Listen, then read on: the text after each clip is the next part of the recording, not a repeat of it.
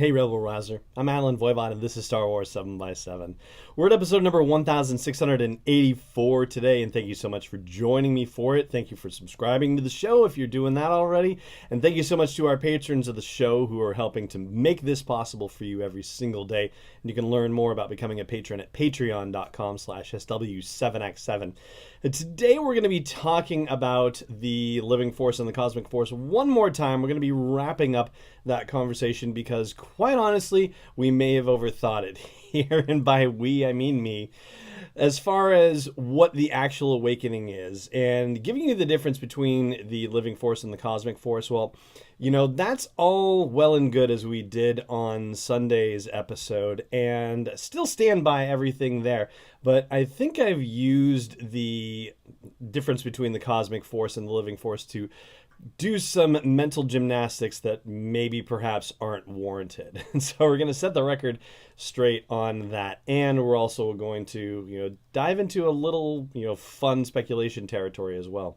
So what I want to revisit is the idea that the awakening, as it were, the awakening that's referred to in The Force Awakens, it really seems like it should be that moment where Rey touches the old lightsaber of Luke Skywalker, which was, in fact, Anakin Skywalker's lightsaber to boot, but, it just doesn't hold up the more you look at it. So going back to the Complete Visual Dictionary, which also is itself part of the Force Awakens Visual Dictionary, there's a line in there about how the turbulence in the cosmic force coincides with the adventures of Rey and Finn on Jakku. It's pretty specific about that. So right there, we kind of have to dismiss the idea that Snoke is necessarily, having trouble differentiating between past and future and checking in with the cosmic force and thinking that there's been an awakening. And ultimately, the awakening that Snoke is talking about anyway doesn't have anything to do with Rey. It actually has to do with the cosmic force. And he doesn't necessarily know what is going on with the cosmic force or with Rey in specific. He just knows that there has been some sort of awakening. And specifically, it's an awakening in the cosmic force. It's not about Rey. And I think there's still a portion of our brains that wants to, and that's not a, saying our, and I mean my brain, that's you and I and a lot of Star Wars fans, that wants to make something of that moment when Kylo Ren throws his lieutenant across the control room and says, "What girl?" And the fact that, Finn was being accompanied by a girl, and we all think, oh my gosh, that must mean that Kylo has some suspicion about Rey, that there's something actually going on there. And, that's not really the case. It certainly isn't borne out by what's been going on over the last two movies. And in fact, it may just be that he's been living the Jedi lifestyle for far too long before then he went into the Sith lifestyle, and he just needs the company of a woman in his particular case. It seems like that is certainly a possibility. And I'm saying the Jedi and the Sith, the Jedi, yeah, certainly. The Sith, I mean, not so much, because it's just more as a general dark side user, or as the Visual Dictionary says, the archetype of a new kind of dark side user that is able to incorporate both dark and light elements into the body of work. So instead of it being anything to do with Rey, it is the cosmic force that creates the turbulence that catches Snoke's attention. And it coincides with, as the Visual Dictionary says, Rey and Finn and they're goofing around on Jakku. And beyond that, I guess the question then becomes, why is the cosmic force getting turbulent over this? And I think ultimately it may come down to the same sort of idea that we talked about on Sunday's episode, the idea that from a probability standpoint, with the past and the future being in motion, or particularly the future being in motion, but the past and the future all sort of coexisting at one moment in time, at least from the perspective of the cosmic force, the fact that with time's arrow moving in a certain direction, and once you get closer to the future moment, the probabilities of what could happen in a future moment certainly are reduced to a manageable subset of expectations, that the adventures of Finn and Rey on Jakku may have occurred at a point where it was close enough to the future of, oh my gosh, we're going to have some sort of conflict with Snoke and with Kylo Ren, and finally we have the light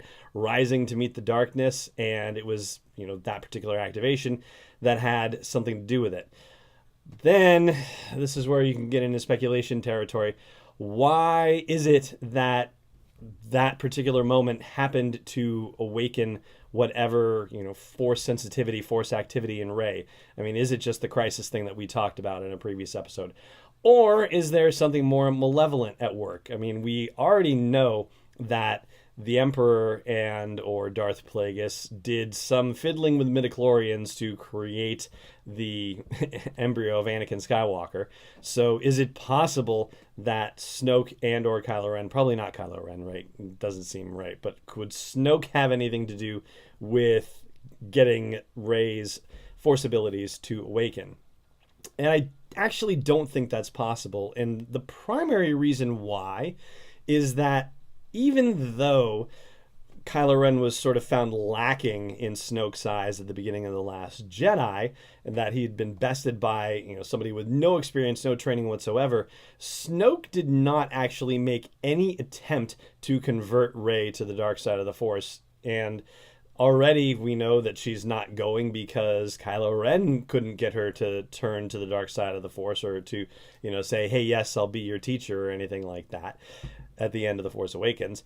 Now, whether Snoke knows that's the case, I'd probably bet that he figured that out. And so, yeah, I don't think he necessarily stimulated it, because he is not yet looking for a replacement for Kylo Ren. I think he's just starting to think of that possibility, and I think he thinks that Rey is too far gone to the light side of the Force to have any chance of replacing Ren, which definitely puts everything on a trajectory that's different from, say, The Empire Strikes Back. We've talked on the podcast a lot, you and I, about the fact that, there was a lot about The Force Awakens that echoed the original Star Wars, aka A New Hope. And so by extension, it sort of put Rian Johnson for The Last Jedi in a very specific position that meant that he was going to just by default end up replicating some things that were similar to The Empire Strikes Back, in the same way that J.J. Abrams replicated things that were similar to A New Hope. But in this case, it actually kind of subverted expectations, because even pinned into certain situations, Rian Johnson actually did something different. He moved what would have been a Return of the Jedi-like confrontation into the middle movie, had a similar result in that the Master was killed, but was different in that the Master did not want to take on the new kid in town as his new apprentice, and was also different in that the current apprentice was not only able to kill his master, but was perfectly fine as a result of it, and was able to take over the throne of the First Order, as opposed to Darth Vader, who didn't actually survive the events of Return of the Jedi. So yeah, a whole different situation entirely. So now that the cosmic force has been awakened, we're going to see some things that, I'll talk about here in just a moment. And I will just say before I do that I hope you will subscribe to the show, that if you're not doing it already, that you please consider it, and that you also please consider supporting this daily dose of Star Wars joy by joining me at patreon.com/SW7x7. And the cosmic force, now that it has awakened, well, at the time, there were only a couple of people, according to the Visual Dictionary, particularly Snoke and Kylo Ren, who were actually able to be attuned to this turbulence, suggesting that not only did the Force go dormant in the galaxy, but also potential Force sensitives, potential Force users, could not actually sense it themselves. And so now that the Force has awakened, this suggests that all sorts of light side and dark side users could be awakening themselves, or suddenly feeling like, oh, hey, something's going on inside me and I don't necessarily know what it is, but this is a different feeling from anything I've had before, and yet it feels so right. And so I think that is something that could be on deck for episode 9 as well. The awakening following through to thousands, millions. I mean, what is the actual demographic penetration of Force abilities on the galaxy? I have no idea. Is it 1%, 5%, 10%? I don't know. But yeah, I think it's about to awaken pretty much in everyone in whom it could possibly be awakened going forward, at least, for this cycle of galactic events. And that is going to do it for the show today. Thank you so much again for joining me for it. And as always, may the Force be with you wherever in the world you may be. This podcast is not endorsed or sponsored yet by Lucasfilm Limited, Disney, or 20th Century Fox. It is intended for entertainment and information purposes only. Star Wars, the Star Wars logo, all names and pictures of Star Wars characters, vehicles, and any other related Star Wars items are registered trademarks and/or copyrights of Lucasfilm Limited or their respective trademark and copyright holders. May the Force be with them. All original content is copyright 2019 by Star Wars 7x7. We hope you love it.